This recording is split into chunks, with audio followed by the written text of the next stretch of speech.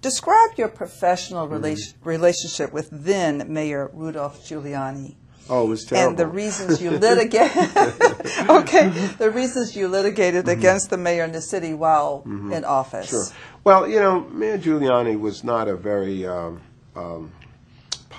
person who really worked to bring people together. He really was very divisive in terms of some of the things that he did. And I had a problem with him in that, as I told you, my job was to be the chief auditor of the state. I had to audit every city, every county, every town to make sure that where taxpayer money was being spent, it was being spent well. So obviously one of the biggest responsibilities I had was to audit the finances in New York City. So after Mayor Giullani became mayor, my auditors came in and they said, these are the things we want to look at. And he said, no. He says, you can't audit. And I was stunned. Well, why? He says, well, your audits will be political. Why? You know, I'm doing audits all around. Nobody else is complaining.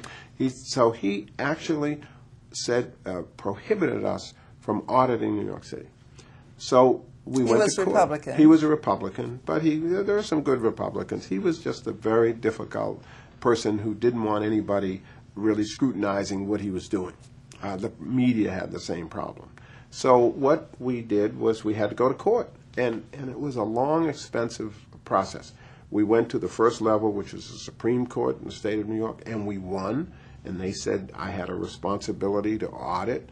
And he appealed. We went to the appellate division, and we won. And he took it all the way up to the Court of Appeals. And each time we won, you know, but we had to spend a lot of money because I had to go get outside lawyers. He had to use his lawyers. So we spent a lot of time and money dealing with Rudolph Giullani in a situation where he was just absolutely wrong, and he was just being very difficult and very divisive.